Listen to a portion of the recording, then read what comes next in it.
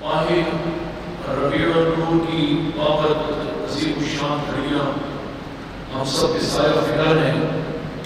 اللہ اس بابرکت مہینے کسی کے ہمارے گھروں کو برکتوں کا بہوار رزق کے ساتھ برکت مانگا کریں۔ جس گھر میں برکت آ گئی کائنات سمٹ کر آ جاتی ہے۔ برکت ہو تو چند روٹیاں بھی پورے گھر کے لیے کافی ہو جاتی ہے۔ اگر برکت نہ ہو تو پھر زیادہ سے زیادہ کھانا بھی جو ہے وہ تھوڑا ہوگا۔ اس چیز میں برکت آ جاتی ہے، صرف خدا کی رحمت اس میں شامل ہے۔ اللہ ہمارے رزق میں برکت کا، ہمارے گھروں میں برکت کا، ہماری اور آسانیاں پیدا کرے اور ہمیں آگے آسانیاں تقسیم کرنے والا، ہمیں لوگوں کے لیے راہ کاٹنے والا یا راستے روکنے والا نہ بنائے، بلکہ لوگوں کے لیے راہوں کو آسان کرنے والا۔ اللہ کو اللہ بہت پسند ہوتا ہے جو اس کی مخلوق کے لیے راحت پیدا کرتا ہے۔ اللہ کے فقیر کی یہ بھی ایک پہچان ہوتی ہے۔ اللہ کے فقیر کی فقیروں کی بات نہیں کر رہا، فقیروں کی، اور یہ بات بھی ذہن میں رہے کہ فقیر کا جب نام آ جائے تو ان میں یہ نہیں ہے، فقیر ایک انسان کے دل کی کیفیت کا نام ہوتا ہے، فقر ہوتا ہے، اور امیروں میں بھی ہوتا ہے۔ بڑے بڑے امیروں کے اندر دیکھنے میں وہ بہت بڑے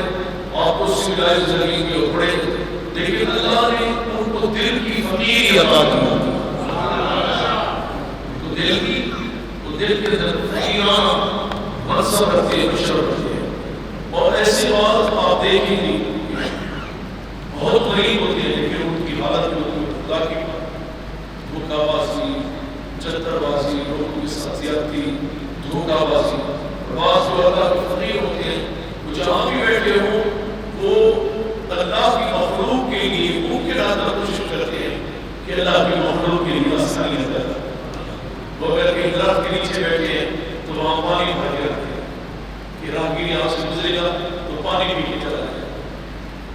کبھی کوئی دیکھے اللہ کا فقیر بیٹھا ہے لیکن وہ پرندوں کے لیے بھی پانی لا کے بیٹھتا ہے،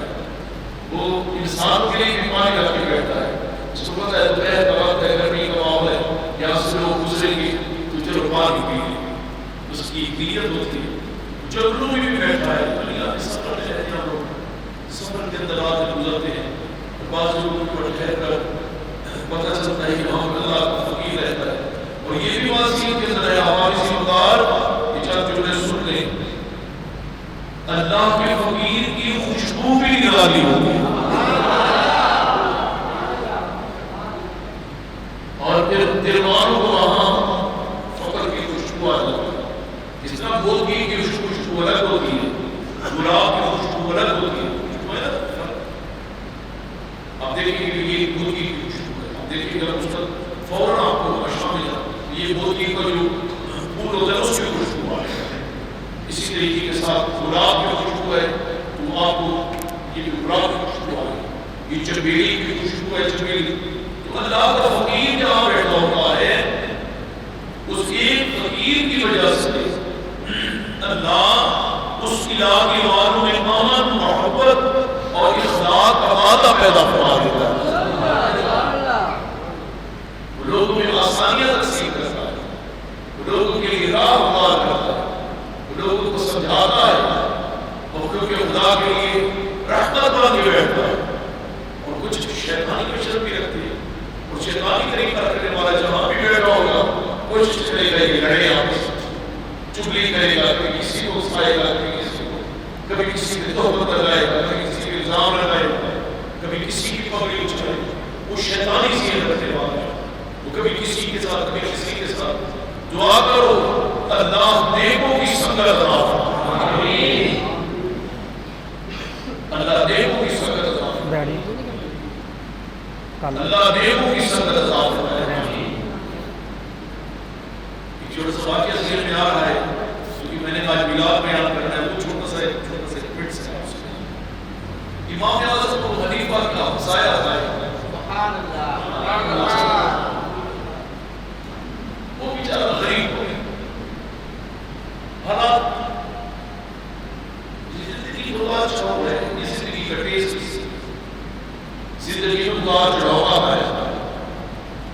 دوسرا نظام اگر یہ نہ آئے تو انسان آئے، کبھی بے بس کر دیتا ہے انسان، کبھی بیماری دے دیتا ہے، کبھی صحت دے دیتا ہے، کبھی فراوانی دے دیتا ہے، کبھی یہ زندگی کے اندر یہ زندگی کے ٹیسٹ ہے، لذت ہے، سال میں کھا کے جدا جدا اگر ایک جیسی زندگی لینا، بس اوقات انسان اتنا بے بس بیٹھا ہوتا ہے، اتنا بے بس بیٹھا ہوتا ہے، تب سوچا کرے کہ یار اب بتا دو تو کہتا تھا میں سب کچھ ہوں، آپ تیری بے بسی کہ سب کچھ بھی نہیں سوچتا ہوں۔ حضرت مولانا کائنات فرماتے ہیں کہ میں ارادوں کے ٹوٹنے سے اللہ کو پہچانتا ہوں، میری طرف سے کام مکمل ہوتا ہے لیکن نہیں ہوتا، میں کام مکمل کر چکا ہوتا لیکن وہ نہیں ہوتا۔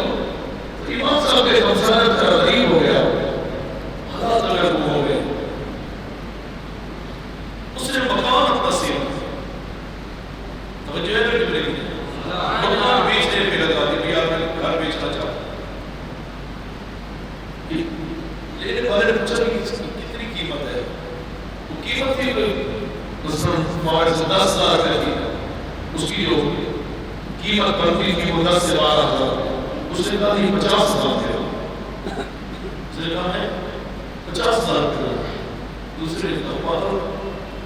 عجیب آدمی ہے، چیز 10 کی ہے تو 50 کیوں مانگتا ہے، اس کی ویلیو 10,000 روپے تو ہے، اس نے کہا مجھے نہیں پتا اس کی ویلیو جو ہے وہ 10,000 کی ہے، تو پھر 50,000 کیوں مانگتا ہے؟ فرمایا اس لیے مانگتا ہوں کہ امام اعظم و خلیفہ کا ہمسایہ ہونا بھی عام بات ہے۔